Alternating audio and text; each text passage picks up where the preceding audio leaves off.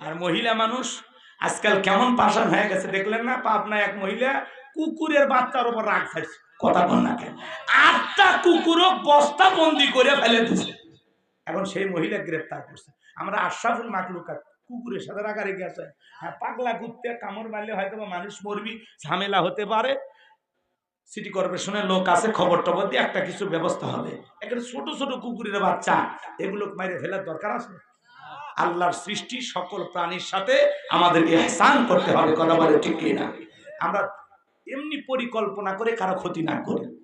একটা মানুষ, মহিলা মানুষ, সরকারি কর্মকর্তার বউ, এই যে পাবনার ঘটনা, ঈশ্বরদী, চিন্তা করেন, 8টা কুকুরের বাচ্চা ধরে বস্তা বন্দি করে পুকুরে ফেলে দিয়েছে।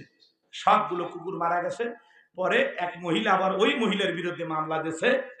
এখন মহিলা গ্রেপ্তার, কুকুর মারার অপরাধে মানুষ গ্রেপ্তার।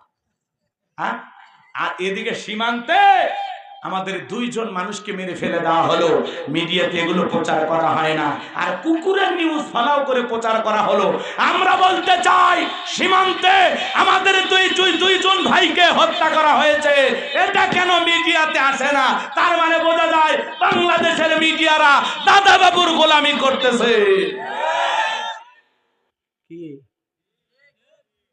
সীমান্তবর্তী এলাকায় 2 জন মুসলমান মারে, তার নিউজ দেন, আর কুত্তার বাচ্চা পুকুরে ফেলে দিয়েছে তার নিউজ প্রত্যেক চ্যানেলে।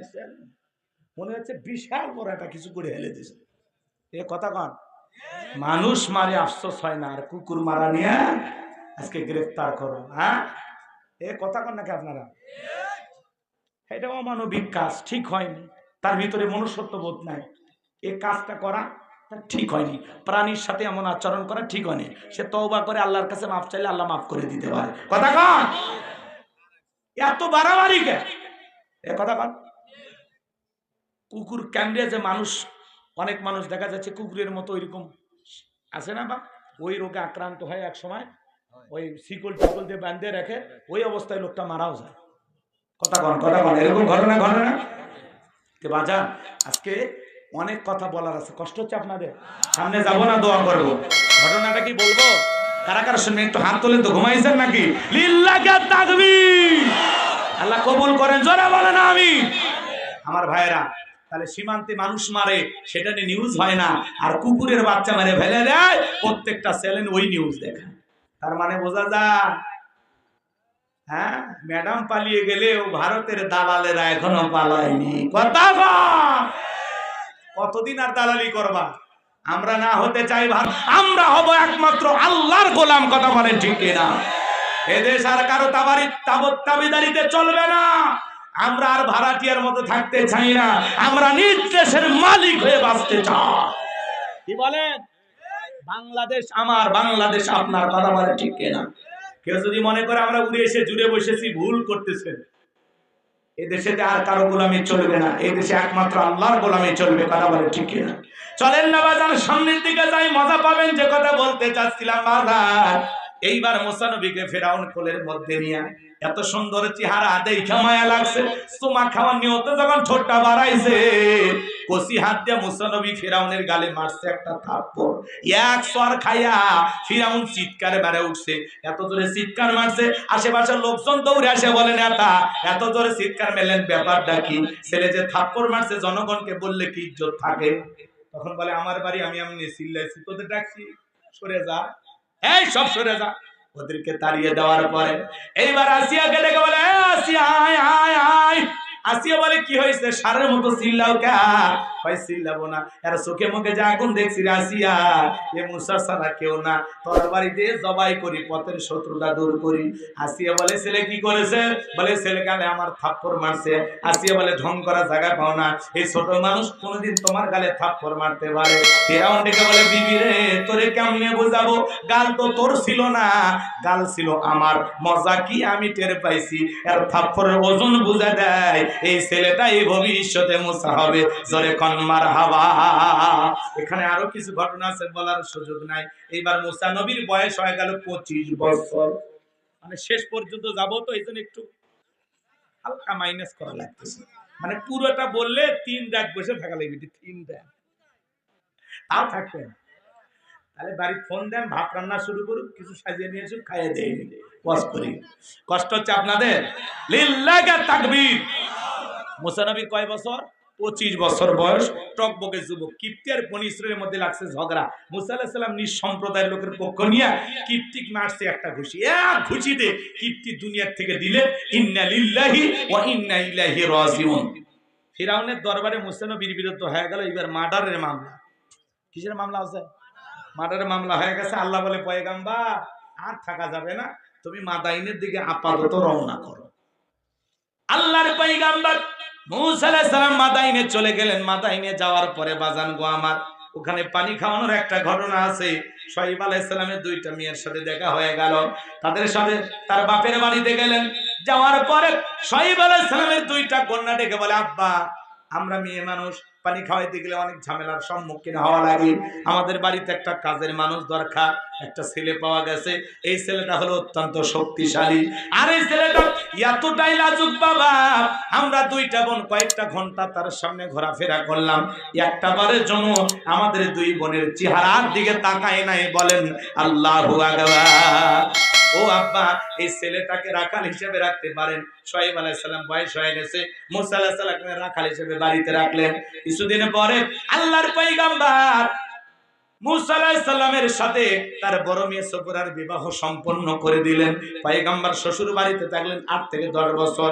এইবার আল্লাহ ডেকে বলে, পয়গম্বর আর কতদিন শ্বশুর বাড়ি মধুর হাড়ি, এইবার গাট্টি গুট্টি গোছাও, স্ত্রীকে সঙ্গে নাও, আবারও মিশরের দিকে রওনা করো।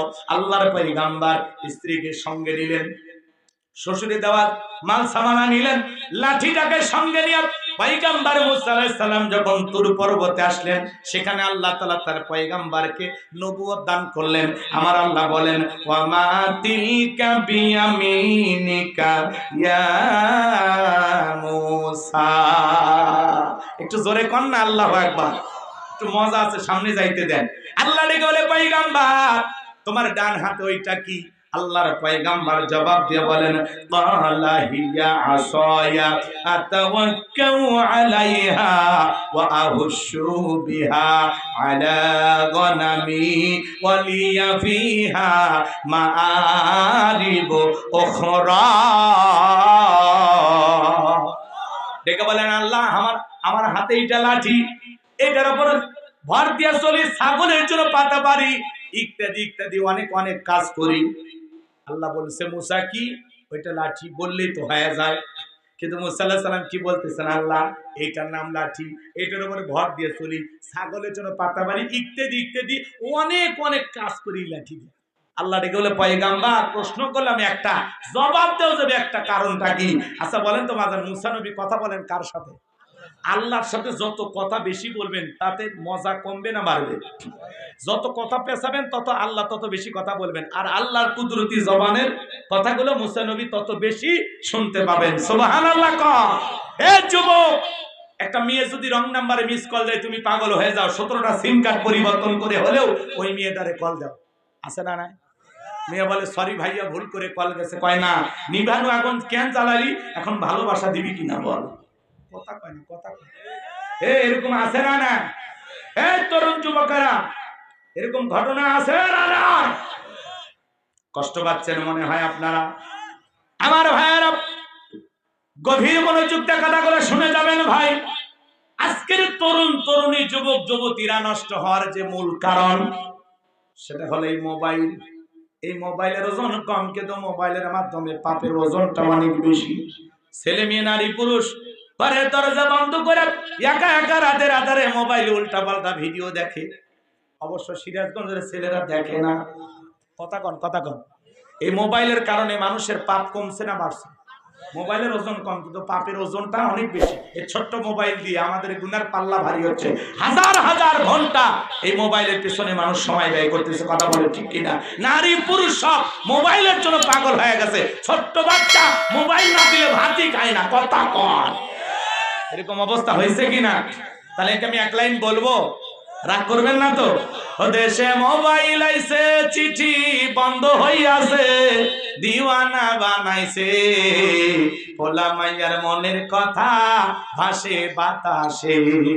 ও দেখো পোলা পানের মন বাদা ফেসবুকে এখন, মোবাইলে চ্যাটিং কইরা কাটায় সারাক্ষণ। এই মোবাইল পাইয়া দেখো মদনের মাইয়া, এই মোবাইল পাইয়া দেখো রমজানের মাইয়া কি কাণ্ড ঘটাইছে।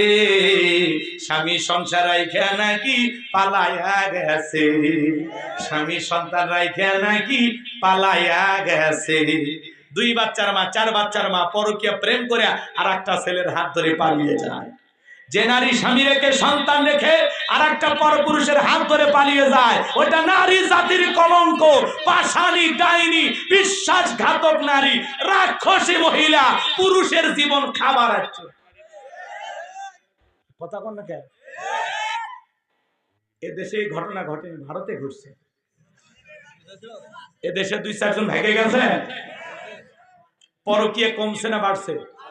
করোনা ভাইরাসের সাথে বড় ভাইরাস পরকীয়া প্রেম। কথা বলে ঠিক কিনা? ও নারী, স্বামী রেখে সন্তান রেখে কেমনে পারো আর একটা পরপুরুষের হাত ধরতে?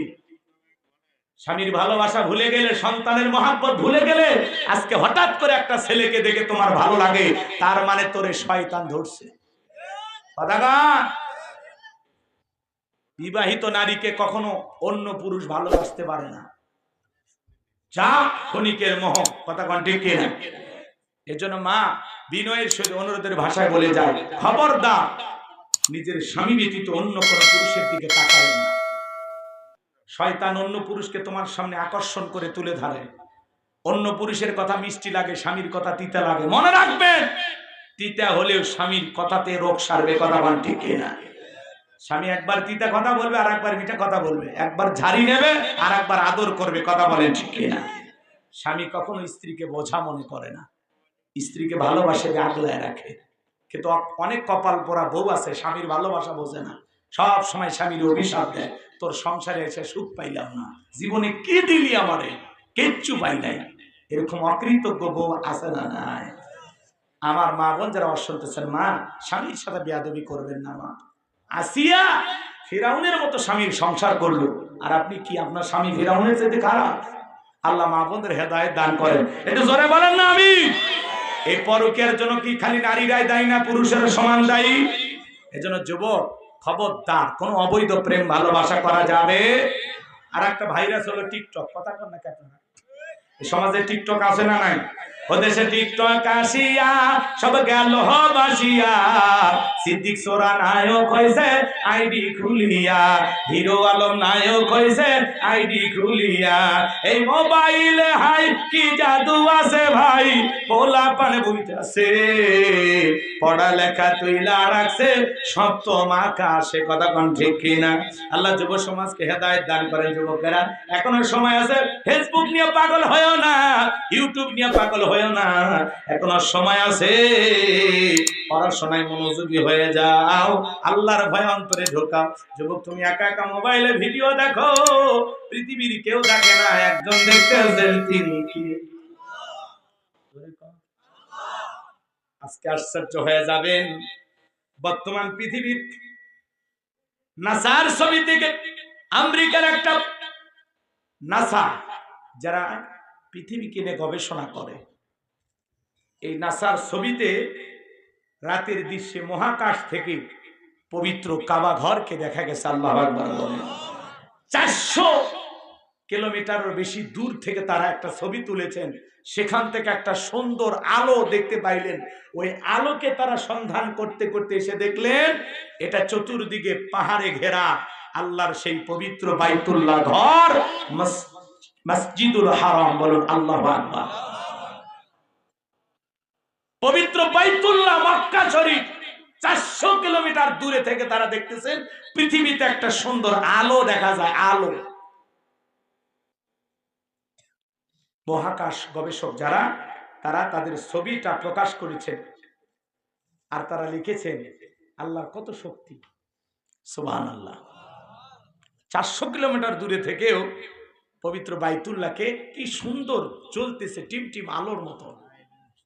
400 কিলোমিটার দূরে থেকে তারা ছবি উঠাইছে, সেই ছবিতে বাইতুল্লাহ ধরা দিয়েছে। সুবহানাল্লাহ। তাহলে বলেন তো আমাদের আল্লাহ আছে না? বিশ্বাস করতে সমস্যা আছে? যে সমস্ত নাস্তিক বেঈমানেরা আল্লাহ খুঁজে পায় না, ওরা তো এরকম একটা ছবি দেখেও হেদায়েত আল্লাহ জুটাইয়া দেয়। কথা বলে ঠিক কিনা? এই মহাকাশ নিয়ে যারাই গবেষণা করে অধিকাংশ বিজ্ঞানী কালিমা পড়ে মুসলমান হচ্ছে। কথা বলে ঠিক কিনা? আল্লাহু আকবার বলেন। আমার ভাইয়েরা, কথা মনে আপনারা ভুলে গেছেন কি বলতেছিলাম, মনে আছে আপনাদের? আমার ভাইয়েরা, আমার আল্লাহ তাআলা ডেকে বলে পয়গম্বর মুসা, প্রশ্ন করলাম একটা, জবাব দাও। যাবে একটা। মুসা নবী কথা বলেন কার সাথে? আর একটু জোরে বলেন। আল্লাহর সাথে কথা বলতে মজা আছে না নাই? এই জন্য তিনি কথা বাড়িয়েছেন। এরপরে আমার আল্লাহ বলেন ক্বালা আলকিহা ইয়া মুসা, মুসা রে তোমার হাতে